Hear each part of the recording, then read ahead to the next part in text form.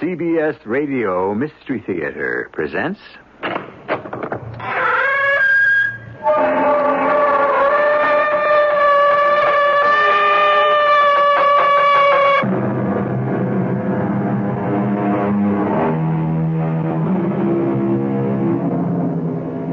Come in. Welcome. I'm E.G. Marshall. For those of us who grew up listening to the chug-chug of steam and the lure of that mournful whistle in the night, the romance of the railroad will never die. Nowadays, of course, trains are different. Yet the clickety-clack of the wheels remains the same, and the whistle still speaks of strange and faraway places. I hope the romance still lingers long enough for me to bring you this story. The whole point was, you see, that it didn't matter where they thought they were going, because they were really all dead. That ain't true about us, Mrs. Winsome. I can assure you, we're all very much alive.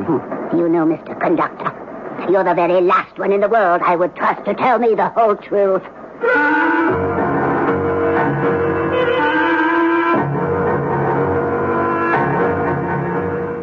Our mystery drama, Journey to Somewhere, was written especially for the Mystery Theater by Ian Martin and stars Norman Rose and Carol Teitel.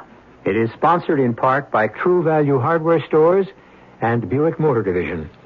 I'll be back shortly with Act One. Why are so many people buying Buick's new Century? Well, it depends on who you ask. Mrs. Marcia Resnick? It holds the road, and it drives really smooth. It's nice. And Mrs. Phil Jackson? I like it because it's roomy. And Mr. Jackson, he can't even begin to tell you all the reasons why he likes their new Buick Century. I really wouldn't know where to start. But then that says a lot about Buick's new Century and why it's drawing a crowd at your Buick dealers.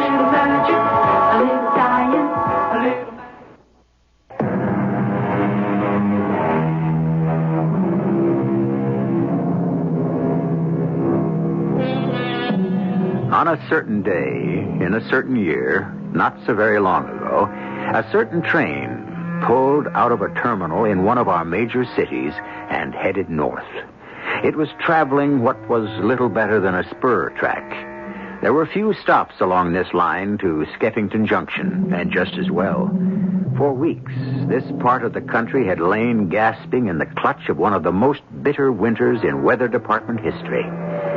For the record, the locomotive was number 711. A cosmic joke, considering all the bad luck this train carried with it and was heading into. Sounds almost like a ghost train, doesn't it? I beg pardon. Maybe I should beg yours. A silly sort of remark, I guess. What I meant was, all this snow, it muffles the sound, sort of a dream-like quality. I was thinking the same thing. Looking out the window, a world smothered in white silence, swallowing up, absorbing the sound. It is a ghost train. A sad opening gambit for a conversation. Forgive me, my name is Henry Thorpe. How are you, Mr. Thorpe? I'm Julie Conrad. I suppose I should say was. Oh, now, don't tell me that you're a disembodied spirit. It isn't something I can joke about. Not after 23 years of marriage. Oh, I'm sorry. You're widowed. No, it hurts a lot worse than that. Divorce? That's the polite name for it. It can be a dirty business, Mr. Thorpe. Just for your information, if you've never been through it. I haven't. My wife died. Oh, well, I'm sorry. Well, it's some time ago. Does one make adjustments? Well, I guess it's up to the individual. I have not been roaringly successful, or I suppose I wouldn't be on this train. Nor, I suppose, would I. It might be interesting to pursue just what that means. I beg your pardon, sir, but could the lady please take care of my patient? And could you help me? Oh, get the conductor. Oh, my dear lady, what is it? My patient is in the seat just across the aisle, a few seats back. She's not ill, just elderly. Her name is Mrs. Winsome. Mr. Thorpe, help this woman. I'll go and take care of Mrs. Winsome. Yes, of course. Now, what can I do for you, nurse? We'll need the conductor. Would you get me to a hospital? I'm having, I believe, an acute not been the slightest attack. All right. Now, take it easy, nurse. Mrs. Winsome? Oh, yes? Now, how did you know my name? Well, I'm sitting a few seats in front of you. Your nurse told me your name.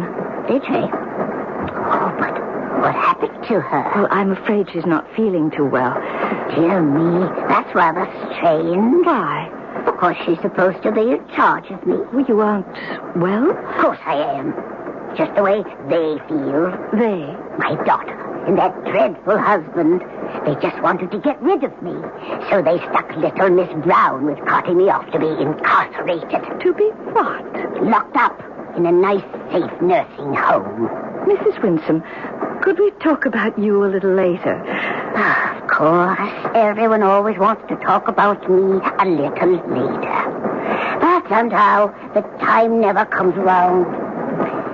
Who did you want to talk about? Well, just for the moment. Your nurse. What's the matter with her? Well, she thinks she may be having an appendix attack. Oh, dear. Then we must stop the train immediately. Well, I think they're discussing it. I mean, I see Mr. Thorpe is talking with the conductor. Now, what are we going to do? Well, it ain't but a few miles to Lambert up ahead. I'm going front to tell the engineer we'll be making an emergency stop. Or do they have a hospital in Lambert? Oh, Doc Prouty has a clinic I reckon will have to do. We'll phone on ahead and alert him. I'll be right back. He said there is a doctor. Yes, that's right, nurse. Well, I hope that solves me. Now, what am I going to do about my patient? Surely we can find accommodations for her, too. No, you don't understand. She can't manage alone. And besides... she should be gotten to the sanitarium as soon as possible. Where is the sanitarium? It's Skeffington Junction. It's about 6 or 7 minutes from the station. Do you know the town? Well, I was born there, but I left a long time ago. Do you remember Little Falls Ridge? With the big Indian teepee on top of Oh, it? bless you. That blew down years ago. They've got the sanitarium there instead. If only... Now, you just try to rest. And don't worry. I'll get your patient there for you, okay? That is a load off my mind. Now, if you'll go by my purse, there's a big envelope beside it with all the papers. Now, would you bring it, please? Well, I don't like to leave you alone. No, I'll be all right. I want to check and make sure you have everything. Oh, I think we must be coming into Lambert now. Won't be a second. Miss. Yes, sir? This lady isn't feeling well. Would you mind keeping an eye on her for just a minute? Well, I don't know if I can... Please, it's an emergency. Oh, okay, sir, I'll do my best. I'll be right back. Ma'am, excuse me, but, this man asked me, could I help you? Is there anything I can do? I'm sorry you heard. If you just tell me how I could help you. Ma'am? Lady, wake up. Please. Oh, mister. Oh, where did he go? Hey, watch it, lady. Don't fall off the seat. Hey, you. Me? Yeah, you. Come here. Will you please help me? Help me. What's the matter? Your mother passed out or something? No, she's not my mother. She's just some woman that's sick. Now, here, help me get her back on the seat, will you? Well, why not?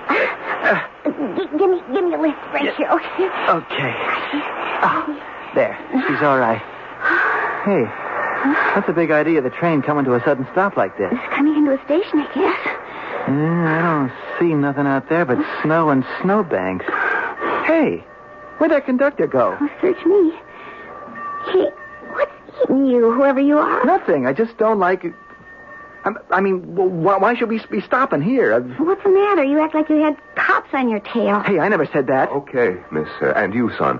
Thanks for helping out. I'll take over now. Hey, you know why we're stopping here, mister? Yes, to get this lady to a hospital.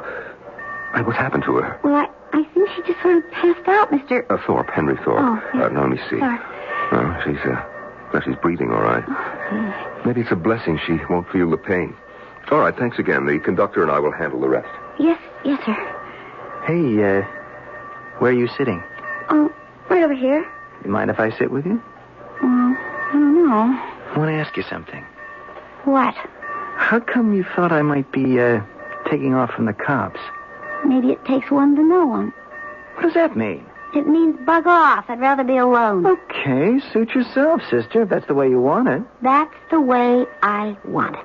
Ladies and gentlemen, we've made an emergency stop. There'll be no one boarding the train, and with the exception of the lady we have to get to the hospital, no one will leave it. There's a bad storm out there, and we'll be pulling out first chance we get, because we're running late. How long do you think we're going to have to hang around this whistle stop? I don't know, till they get the nurse down to a hospital, I guess. What's going to happen to the old lady she was taking care of? Oh, Mr. Thorpe said he'd look after her. Who's Thorpe?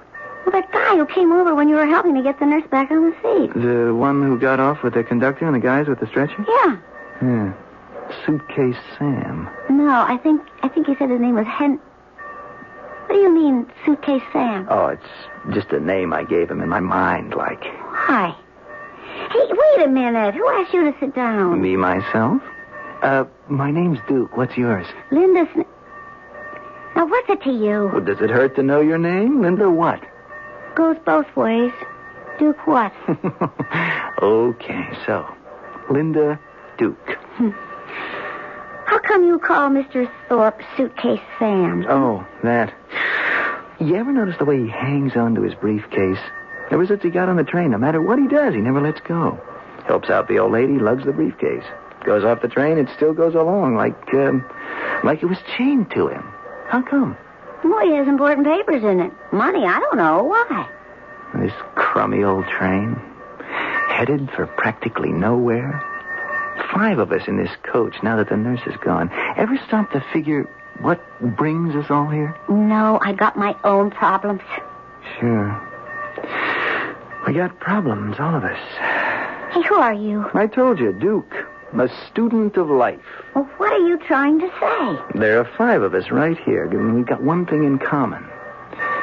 We're all on the lam, running like hell from something or other. Okay, everyone, we're sorry for the delay. You'll be glad to know that the lady who is sick is in good hands. By now, in spite of the weather, she's at the clinic, about to have her appendix removed and in A1 condition. So, we'll be getting rolling again. Did you hear what the conductor said, Mrs. Winsome? Oh, yes. In spite of my age, my hearing is quite unimpaired. Tell me, is Nurse Brown all right? Well, I believe so. Excuse me, Mr. Thorpe, just collecting tickets. For exciting for clean slipped my mind. Oh, sure, conductor. Here's mine. The other lady... I got the 2 young people and her. Just Mrs. Winsome's and the nurse left. Miss Brown put them right there on the back of the seat. That's right. Let's see. One way for you, I reckon. Return ticket for her. Should have gotten that to her. How do you know the return isn't for me? Well... Or for Mr. Thorpe? Is it? Well, no. The return trip was Miss Brown's, the nurse. Cozy, isn't it? 5 of us left on the journey. All one-way tickets. They aren't they, conductor? Why, yes. My, what a night. Can't see anything out of this window. For all we know, we could be plunging straight into a void. Well, I doubt it. As long as the train stays on the tracks. They do lead somewhere, you know. Do I? Do you? I wonder where. Skeffington Junction. That's where I'm headed. Are you sure? I don't quite understand.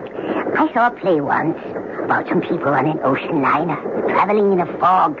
And none of them really knew where they were going. Oh, yes. Outward bound. That's right. The whole point, you see, was that it didn't matter where they thought they were going. Because they were really all dead. Well, that ain't true about us, Mrs. Winsome. I can assure you, we're all very much alive. And there was a steward on the ship just like you. Do you know, Mr. Conductor, in this circumstance, that you are the very last one I would trust to tell me the whole truth? We shouldn't pay too much attention to the vagaries of an old lady who is on the way to being institutionalized. Or should we? The passengers are an odd assortment of lost, unhappy people. What urges them towards Skeffington Junction? What is there for them, if indeed they ever reach it? And if they don't, what will be their ultimate destination? I shall return shortly with Act 2. This year, give Mom a gift she can appreciate long after Mother's Day is over. Like a name-brand kitchen appliance from True Value Hardware stores. Hi, Pat Summerall to suggest you give her a Presto Fry Baby deep fryer. It deep fries 1 to 2 servings of fish, shrimp, chicken, or other fried foods in just minutes, in just 2 cups of cooking oil. And the lid snaps on to store the oil for the next use. Or give Mom the Bun Drip coffee maker from True Value Hardware stores. It brews up to 48 ounces of coffee in under 3 minutes and heats water for soup, tea, or cocoa. And the Bun Drip coffee maker comes in white with an exclusive fruit cluster design, available only on True Value Hardware Store's collection of name brand kitchen appliances. This Mother's Day, give Mom a name brand kitchen appliance, like the Presto Fry Baby Deep Fryer or the Bun Drip coffee maker from participating True Value Hardware stores. And remember that True Value is more than just a name. It's our way of doing business.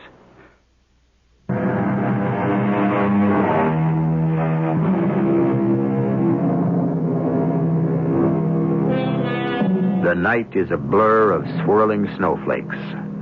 The searchlights from the locomotive bombard the gloom. The rails gleam bright, leading the train surely towards its destination. Inside the first coach, our passengers are as we left them. But from the cold, wild night outside, phantoms have penetrated the interior warmth. And an old lady's voice has stirred in all our travelers the dead ashes of loss and desertion. Only Gus, the conductor, is left unaffected. We must be running very late, conductor. Lost pretty near an hour. Can you estimate what time we might be getting into Skeffington Junction? Pretty hard to say the way the weather's shaping up. You want me to go up forward and check? Yeah, I wish you would. Yeah, I'll do that little thing. Mrs. Winsome? Yes? I just thought I'd like to kind of point out if we really had like you say, a date with destiny, it sure wouldn't be hit or miss like this, would it? I wouldn't have thought so before. But now that you mention it, perhaps this is just the way it should be. I'll get up on forward and talk to the engineer. That man is hiding something. Oh, I don't think so. Hiding what? The truth. About what? I can't answer that. Oh, never mind. Am I to understand that you have taken over as my nurse? Oh, no, not at all. I just told Miss Brown, since she was sick, that I would help you to get where you're going. To the funny farm. I beg pardon? Oh, don't try to be polite. That's the common term for it. Well, I don't buy the term or the qualification. You are on your way to a sanitarium. Highly qualified and recommended. All right, if you like it so much. Do you want to take my place? Me? Why would I... Now, don't try to pull the wool over my eyes. You think I don't know of the signs of a man who wants to run from life. You do, don't you? Perhaps. But that has nothing to do with you. Now, don't be too sure. Oh, I may come on strong, but maybe I'm just as ready to run as you. The only thing is, never mind what you run from. Where is it you want to run to? Well, where do you? And it's not very interesting. Try me. All right. I had a wife who was my whole life. And she died suddenly. The children were gone, long gone, involved in their own lives. And in my case, not interested in extending the line. You know, creating grandchildren, whatever you want to call it. And suddenly I don't know, I was up against a blank cliff. End of the road. Now, I did a complete flip-flop. No, you'll have to explain that for me. Maybe also for myself. You see, I was born poor. We were so poor that when I was 8, I was let out for adoption. I never knew my parents, who died very young. It was only in the last years when I couldn't find roots with my children that I tried to go back and find them with my parents. Did you? No, not really. Just enough to make this last journey. Because I see it as the only place I'm wanted. I think you're very lucky to find any place you're wanted. Some of us are not so lucky.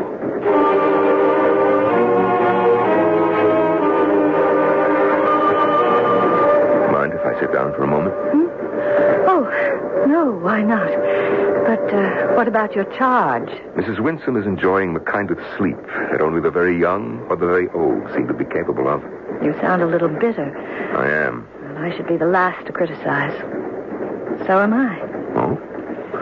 What are you bitter about? Life, and whatever prolongs it, This endless trip? Why do we have to just put along? Well, it's a pretty wild storm out there. The train doesn't have to see where it's going. The tracks are laid out. It just has to go. That's why I picked it. To go where? Skeffington Junction? Mainly to anywhere I wasn't. I don't know how to answer that. Who asked you to? Just the normal process of give and take between two human beings. Oh, haven't we gotten to the time of life where that shouldn't be necessary? If you want to argue cases, why don't you consult them? Consult who? Those two so-called kids over there. Ask them about the state of the universe. They know it all. They have it all tabbed, leaving the two of us just two outmoded nothings to cop out. The faster, the better. No, wait just a minute. Forget it. Ask a foolish question, you get a foolish answer. What's so foolish about my answers? Anytime any of us give up on living, wouldn't you say that it's foolish? No. Anyway, I'd have laid odds you'd be the first to understand. Me? Why? Well, things you said when you first intruded on my privacy. This whole crazy setup.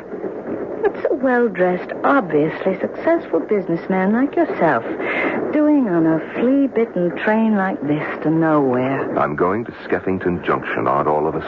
I don't know. There aren't any other stops between here and there. Well, then that must be where we're going. Don't tell me you have business there. Well, as it happens, I have. Don't you? Not really. This is a pleasure trip? That it is not. Definitely not. Well, then why... Oh, call it a stepping-off place? To where? That's a good question. Why don't you ask the others? Except poor little Mrs. Winsome. She knows where she's going. It really is the end of the line for her. Well, it might not be so bad for her. You're an optimist. And you? Since the roof of my world fell in, I expect only the worst. Now, look, Mrs. Conrad. You're a young woman. You lost a husband recently, all right. You'll weather the storm. You'll find a new life. I don't want a new world. I want the one I had. I just wish I was dead, since I might as well be. Well, that is a bit rugged, Mrs. Conrad. Well, that is the way I feel. It takes all kinds of women, I imagine, to make a world. My kind, or maybe it's just me. My kind is symbiotic. Symbiotic? Forgive me. I once was a biology major. Symbiosis is the living together of two different but mutually interdependent organisms. Take away one of them, and the other dies. Well, there couldn't be anything much different than man and woman, could there? But your husband... Oh, he's a survivor. He'll adapt. Not me. Without him, I'm dead. So, you're running away. Or towards... Toward what? Skeffington Junction. It's a miserable, scrubby little town, you know, except for the hotels. But it's a jumping-off point for one of the most glorious sights in the world. Those wild, cascading, plunging waters with the spindrift hanging in the air to condense in your hair like diamonds or pearls. He said I was wearing a Juliet's cap. I was in fairyland or Camelot, or you pick your own heaven on earth. And it never changed till it changed. I spent my honeymoon in Skeffington Junction. Began my whole life there. So did I. I was born there. Is that why you're going back? More or less. To try to find a new life? No, that isn't possible for me. But it could be for you. Oh, no way. I'm just going there to say goodbye. Mrs. Conrad, forgive me, but Look, Mr. Thorpe, if you have an urge to save a life, forget the two you've squandered yourself on so far. The two? Mrs. Winsome and me. Why don't you concentrate on the really lost? I don't know quite what you mean. Another of my failures was my children. Not so much unlike those two. Why do you suppose they're going to Skeffington Junction? I wouldn't have the least notion. Oh, you are a very persuasive man. If you have this missionary urge, go save a couple of souls young enough to maybe make a difference in the eternal balance. Oh, you misunderstand me, Mrs. Conrad. I'm the last person to have any missionary urges. In my own way, I'm just as dead as you profess to be.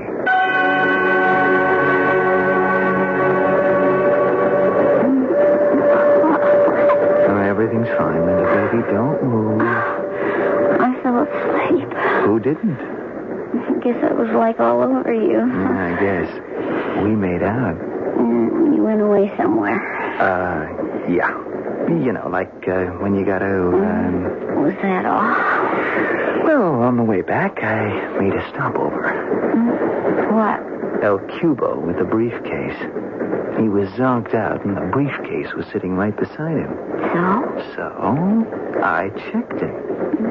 It wasn't locked. I took a peek. What am I supposed to say? Oh, don't you want to know what was in it? All right. What? Money. Dough. Wrapped like from a bank. Must be 100, 200,000 maybe. I don't know. So, it's a lot of bread. That isn't ours. Or anyone's, except like, who has it? Are you talking about stealing it? Oh, come on. What steal? Nobody owns nothing. It's all up for grabs. I don't get you. I say you do. I think you're just as funky as I am, only you don't want to face up. I don't get you. Punk, baby. Punk all the way. I don't know what you're talking about. What's punk? I'll lay it out for you. I'm me, and I don't give a damn for nothing, nobody, no way. I am punk. I don't know. Are you all right? Oh, yes, I just hurt my arm a little. It's nothing. You better look at Mrs. Winston. Mrs. Winston, are you all right, Mrs. Winston? Ladies and gentlemen, I apologize for the suddenness of our stop, but we've just encountered high snowdrifts blocking the track. It's doubtful we can continue on towards Keffington Junction. Now, we are sending for additional equipment to take us back as far as we have to go to find accommodations to wait out the storm. So please, be patient. We may be here for a considerable time while we try to figure out the best way out for all of us.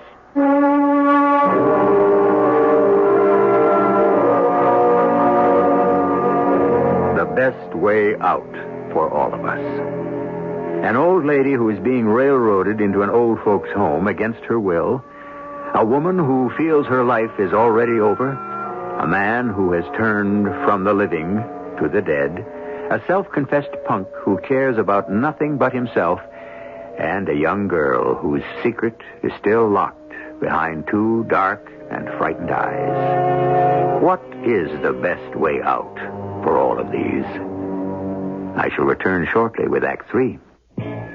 Maybe you've got a neighbor who just bought a new Electra, and he's gotten so smug and self-satisfied lately you can't stand it. Well, look at it this way. If you had just gotten a car with all the luxury and prestige of Electra and a trim European-like design that makes it easier than you might imagine to park and maneuver in city traffic, wouldn't you be a little insufferable for a while? We thought so. The new Electra at your Buick dealers now.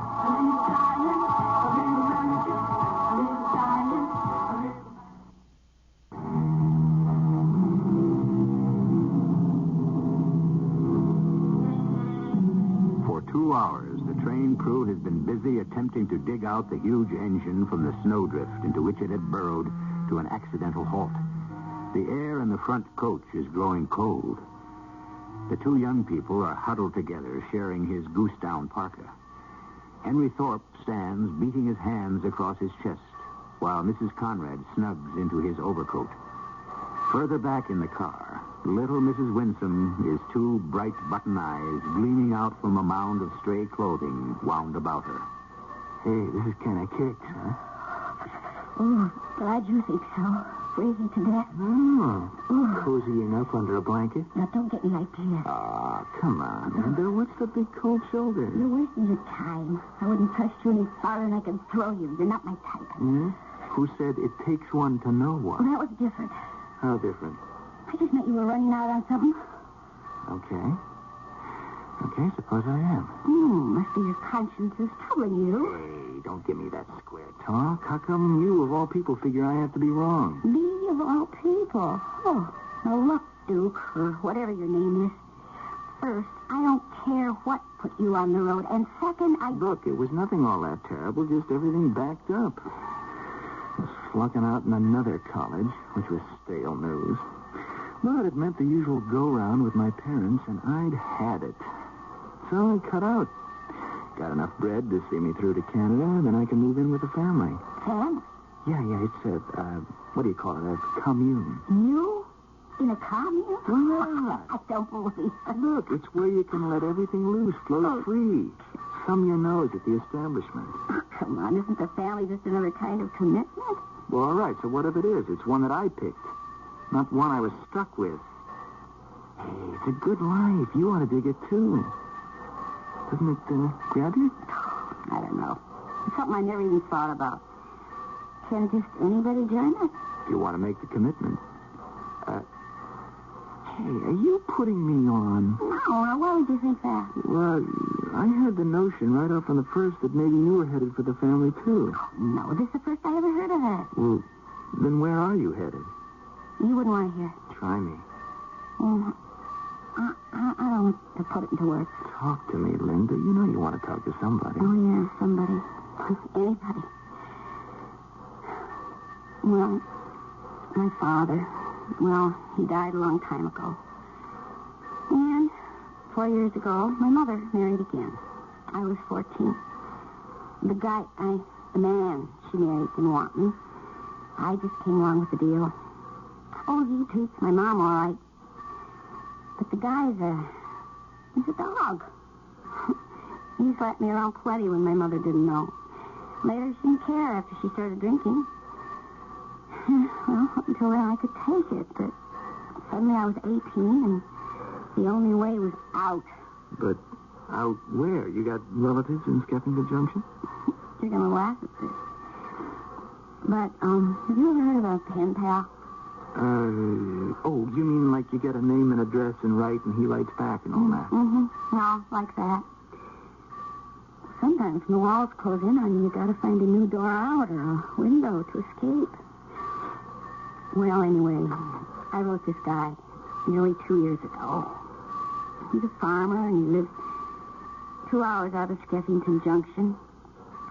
He's old enough to be my father, but he never had a wife, so, okay, I never had a father. He was the only way out.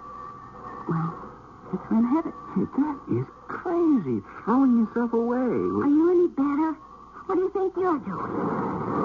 I sure hope you folks are making out. Ain't got much to report. We're still waiting for the relief engine that's on its way. We're going to try to keep you as warm as we can till then, but you are going to have to help.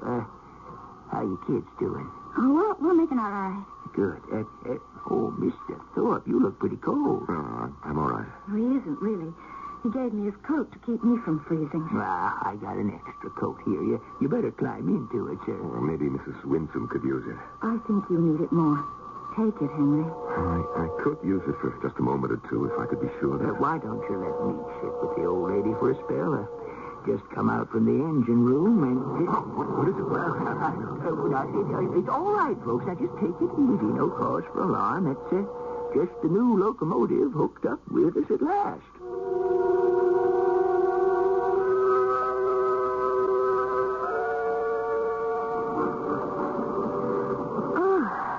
It's really getting warm again, Mr. Conductor. We're going back, aren't we? We are. Guess in our own ways, none of us here were all that anxious to get to Skeffington Junction this time around. Where will we end up? I don't rightly know. I doubt if it'll be Lambert. The town was all sewed up with this weather when we stopped there a while ago. We might have to chase our tails back to where we began. Oh, dear. That wouldn't really solve anything, would it, Mr. I'm so sorry. I don't know your name. Gus is pretty near all I ever use. But you must have another name. Never had any real use for it except income tax and the like. Summers, it is. It's not much of a name in weather like this. Summers? Oh, I find it a very nice name. And a cheerful one.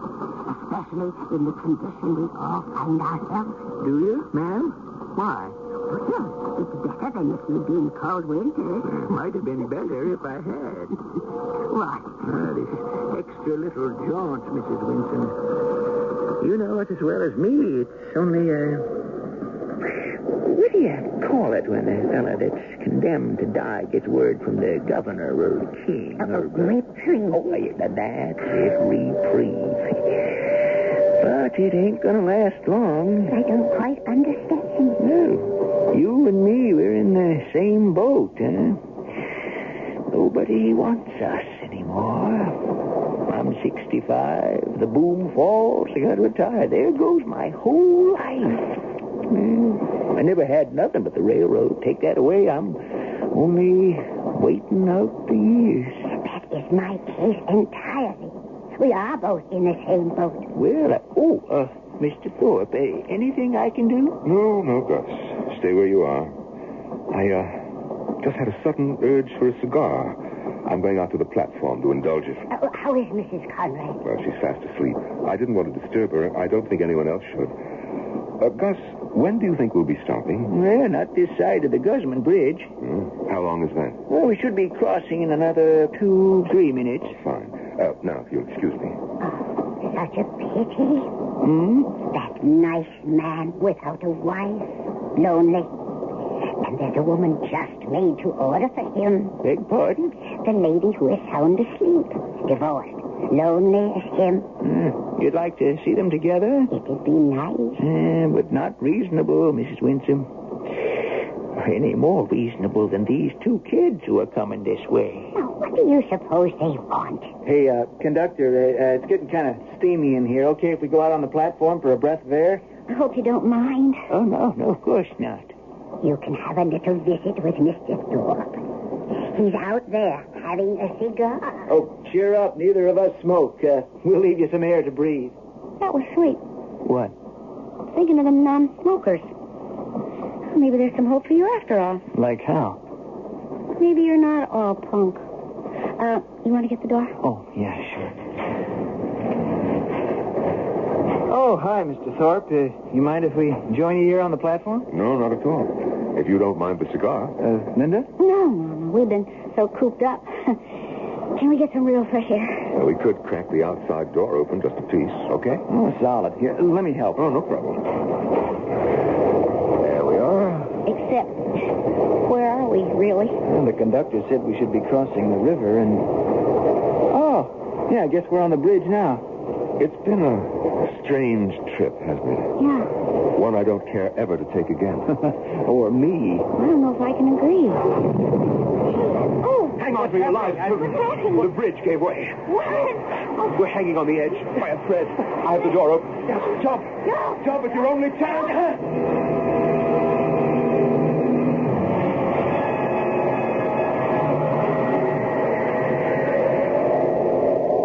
Duke, I thought you'd never get back. I'm sorry. I'm kind of sick to my stomach. Oh, did you hurt yourself when you jumped? No, it's not that. Well, then what? The train. It's gone. Gone? Yeah, the weight of the snow must have weakened the bridge, and when we went back over it, it just gave way, and the whole train went whacking into the river. Oh, my. Broke the ice, sank like it had just never been. Well, our car, we were the last one, didn't it? And as the three of us jumped just in time to make the snowbank, then our car got pulled down with the rest. And the old lady, the conductor, Mrs. whatever her name was. Yeah, gone. Oh, my. Wiped out. Oh, Duke. I'll tell you, Linda, it makes you sit up and take a new look. I just sapped out. Hey, how's Mr. Thorpe? I don't know. Well, he's alive. Sir? Sir, you all right? Something happened to my back when we jumped. Is there anything we can do to help? No. Don't try to move me. This way, this moment, it doesn't hurt too much. Sir, we've got to get you out of here. Why? You want me as another statistic? Forget it. Oh, you know that's not what we want. I know, Linda. But I'm long past caring what you want from me. It's what I want from you that's important. I want you both as another statistic. What? 6 of us that we know of. 6 of us on that train. 4 of us ready and composed to die. Not you, sir. We won't mention the disease, but it was progressing so fast. I would have been destroyed in weeks. All the others had no real future like me, except you two. And that is the miracle, that you are here. I had a briefcase somewhere. Yes, it's here.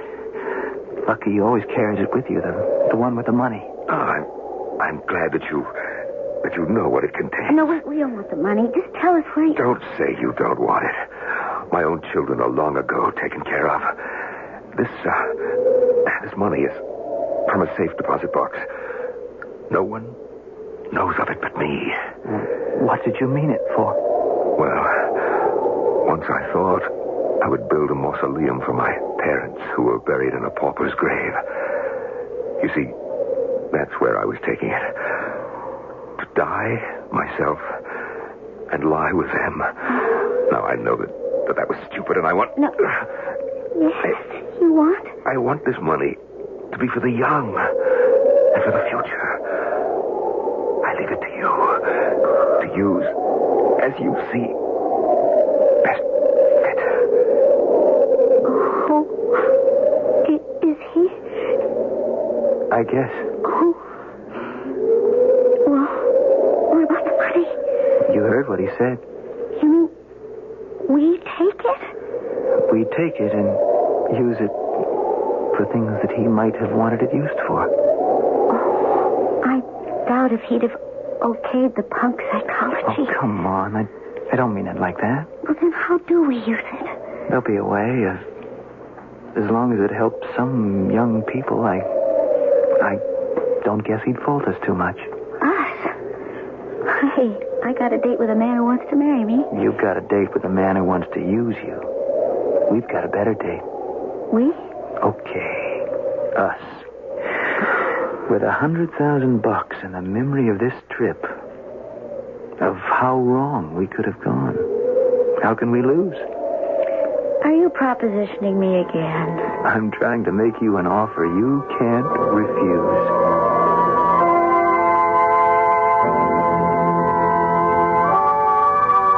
In everyone's life, there is a Skeffington Junction. That particular private place where, when life becomes too much to bear, you can run and jump off. Or perhaps just bury your head in the sand. Of course, there is no such place in reality.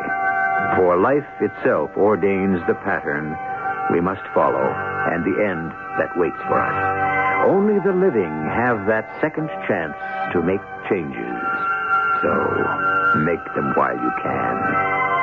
I'll be back shortly.